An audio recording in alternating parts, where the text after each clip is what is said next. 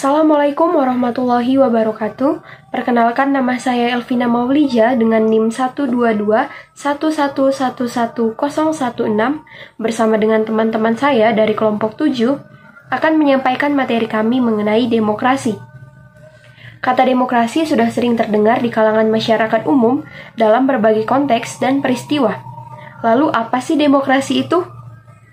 Dalam sebuah buku yang saya baca, demokrasi berasal dari istilah Yunani, yaitu demos yang berarti rakyat, dan kratos yang berarti pemerintahan. Dalam konteks ini, demokrasi diartikan sebagai pemerintahan berada di tangan rakyat. Dalam buku tersebut juga terdapat ucapan Abraham Lincoln yang merupakan presiden ke-16 Amerika Serikat yang berkata, "Democracy is the government of people, by the people, and for the people," yang berarti pemerintahan dari rakyat, oleh rakyat, dan untuk rakyat. Selain itu, berdasarkan sebuah jurnal pemikiran sosiologi yang berjudul Demokrasi dan Demokratisasi, terdapat pengertian demokrasi yang dikemukakan oleh beberapa ahli. Yang pertama, ada Sidney Hook yang mendefinisikan demokrasi sebagai bentuk pemerintahan di mana keputusan-keputusan pemerintahan yang penting secara langsung atau tidak langsung didasarkan pada kesepakatan mayoritas yang diberikan secara bebas dari rakyat dewasa. Berdasarkan pengertian-pengertian demokrasi yang telah dijabarkan, dapat ditarik kesimpulan bahwa demokrasi merupakan sistem pemerintahan di mana kekuasaan tertinggi berada di tangan rakyat dan pemerintahan itu berasal dari rakyat, oleh rakyat, dan untuk rakyat itu sendiri. Demokrasi juga merupakan pandangan hidup yang mengutamakan persamaan hak, kewajiban, dan perlakuan pada setiap warga negara. Demokrasi sendiri memiliki kebebasan tetapi terbatas. Terbatas yang dimaksud adalah tidak mengganggu kebebasan orang lain. Baik, sekian yang dapat saya sampaikan mengenai materi pengertian demokrasi. Materi selanjutnya mengenai demokrasi langsung dan demokrasi tidak langsung akan dibawakan oleh teman saya. Perkenalkan, saya Cynthia Aulia Priyanti dengan NIM 12231111102 akan melanjutkan materi mengenai dari demokrasi langsung ke demokrasi perwakilan. Istilah demokrasi pertama kali dipakai di kota Yunani kuno, khususnya di kota Athena dari abad ke-6 sampai abad ke-3 sebelum Masehi untuk menunjukkan sistem pemerintahan yang berlaku di sana. Pada saat itu, kota-kota di Yunani masih kecil-kecil dan penduduknya juga tidak terlalu banyak sehingga mudah untuk dikumpulkan oleh pemerintah untuk menjalankan rapat dengan menggunakan metode demokrasi langsung.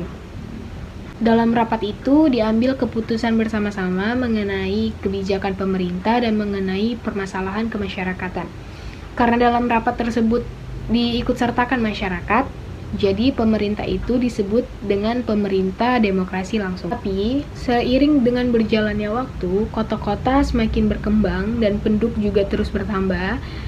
Jadi dalam situasi tersebut, masyarakat modern dengan segala kerumitannya menawarkan sedikit kesempatan untuk demokrasi langsung.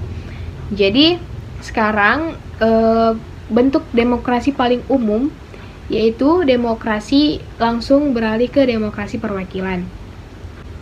Saya juga membaca jurnal yaitu jurnal Historika yang berjudul Demokrasi Langsung dan Demokrasi Perwakilan. Di sana juga dijelaskan bahwa demokrasi langsung adalah demokrasi yang terjadi apabila rakyat mewujudkan kedaulatannya pada suatu negara dilakukan secara langsung.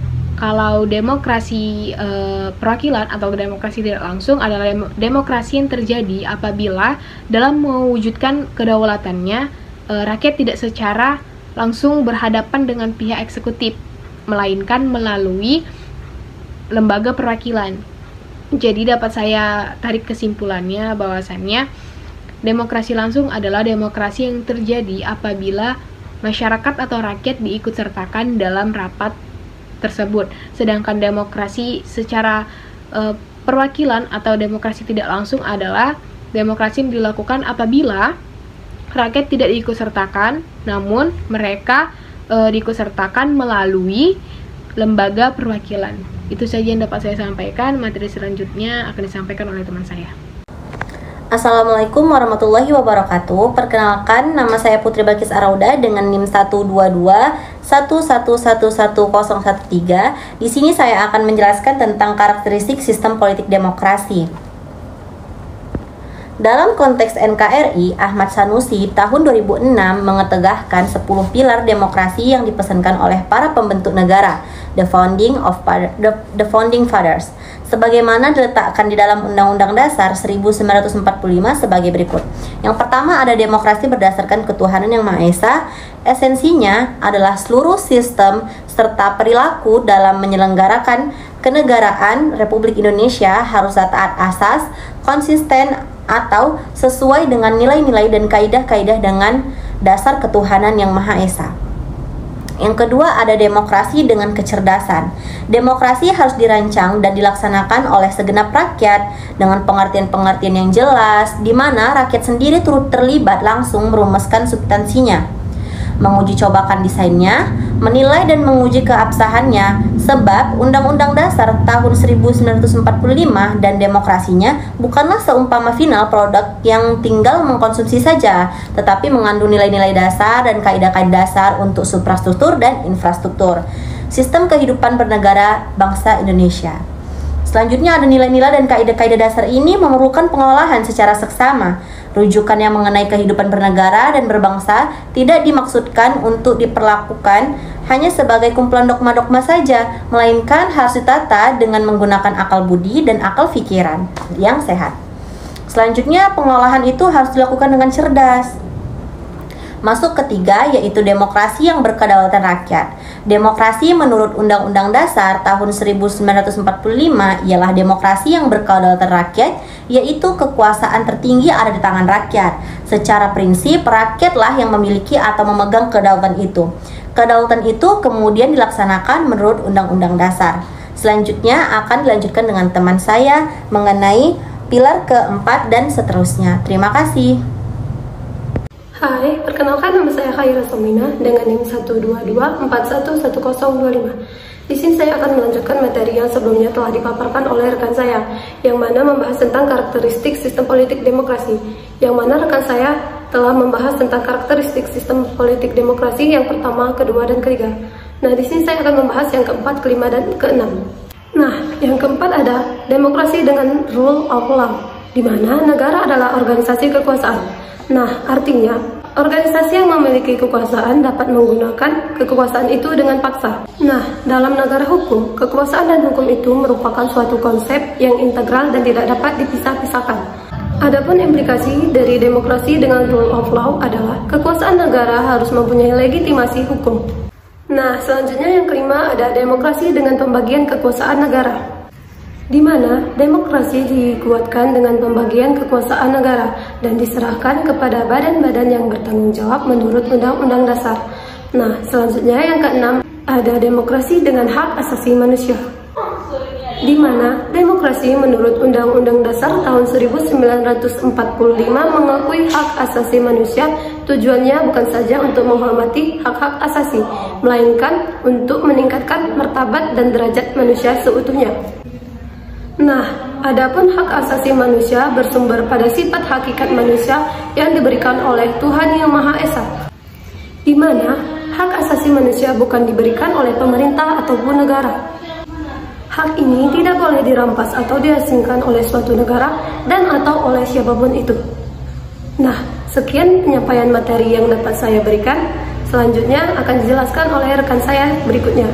Perkenalkan, nama saya Fitri Hadijah Rahab dengan NIM 12231111166 dari kelompok 7 dengan judul materi demokrasi. Nah, di sini saya sebagai pemateri terakhir akan membahas mengenai karakteristik sistem politik demokrasi nomor 7, 8, 9, dan 10. Nah, selanjutnya nomor 7 adalah lembaga dengan peradilan yang merdeka. Lembaga peradilan merupakan lembaga tertinggi yang menyuarakan tentang kebenaran, keadilan, dan kepastian hukum. Lembaga ini merupakan pelaksana kekuasaan kehakiman yang merdeka atau berdiri sendiri, yang biasa kita sebut dengan independen. Selanjutnya, demokrasi dengan otonomi daerah. Seperti yang kita ketahui, teman-teman, otonomi daerah adalah hak, wewenang, dan kewajiban daerah otonom untuk mengatur dan mengurus pemerintahannya sendiri untuk kepentingan masyarakat, dan hal itu sesuai dengan peraturan dan perundang-undangan yang ada. Baik, Selanjutnya adalah demokrasi dengan kemakmuran. Seperti yang kita ketahui, sebenarnya demokrasi dengan kemakmuran secara hakikat ada dalam Undang-Undang Dasar 1945, yang dimana artinya demokrasi bukan sekedar soal kebebasan hak, bukan sekedar soal kewajiban dan tanggung jawab, bukan sekedar soal mengorganisir kedaulatan rakyat atau pembagian kekuasaan. Sehingga tujuan demokrasi menurut Undang-Undang Dasar 1945 adalah untuk membangun negara demi kemakmuran dan kesejahteraan oleh dan untuk rakyat Indonesia itu sendiri. Dan yang terakhir adalah demokrasi yang berkeadilan sosial. Demokrasi menurut Undang-Undang 1945 menggariskan keadilan sosial di antara berbagai kelompok, lapisan, dan golongan masyarakat.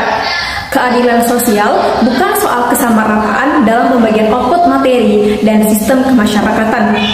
Keadilan sosial justru lebih merujuk pada keadilan peraturan dan tatanan masyarakat yang tidak diskriminatif untuk memperoleh kesempatan atau peluang hidup, baik itu pendidikan, tempat tinggal, dan pekerjaan, serta yang lain sebagainya. Baik teman-teman, sebagai pemateri terakhir, saya hanya bisa menjelaskan sampai di sini dan akan dilanjutkan oleh teman-teman yang lain sebagai kesimpulan dan penutup. Saya Fitri Dijah Rahab dari kelompok 7 dengan materi demokrasi mengundurkan diri. Assalamualaikum warahmatullahi wabarakatuh. Oke, terima kasih kepada tim pemateri yang telah membacakan materi tentang demokrasi. Dan di sini saya akan membacakan kesimpulan. Jadi dapat kami simpulkan bahwasannya demokrasi merujuk kepada konsep kehidupan negara atau masyarakat, di mana warga negara dewasa ikut berpartisipasi dalam pemerintahan melalui wakilnya yang dipilih melalui pemilu. Pemerintahan di negara demokrasi juga mendorong dan menjamin kemerdekaan berbicara, beragama, berpendapat, berserikat di setiap warga negara. Menegakkan hukum rule of law, adanya pemerintahan menghormati hak-hak kelompok minoritas dan masyarakat warga negara memberi peluang yang sama untuk mendapatkan kehidupan yang layak. Demokrasi dapat memberikan manfaat dalam kehidupan masyarakat yang demokratis, yaitu kesetaraan sebagai warga negara, memenuhi kebutuhan-kebutuhan umum, pluralisme, dan kompromi, menjamin hak-hak dasar pembaruan kehidupan sosial. Dalam perjalanan sejarah bangsa, ada 4 macam demokrasi. Demokrasi di bidang politik yang pernah diterapkan dalam kehidupan ketatanegaraan Indonesia, yaitu demokrasi parlementer atau liberal. Dan yang kedua, ada demokrasi terpimpin. Yang ketiga, ada demokrasi Pancasila pada era Orde Baru. Dan yang terakhir adalah demokrasi Pancasila pada era Orde Reformasi. Nah, sekian kesimpulan saya sampaikan. Saya balikkan lagi kepada moderator. Sekian, terima kasih.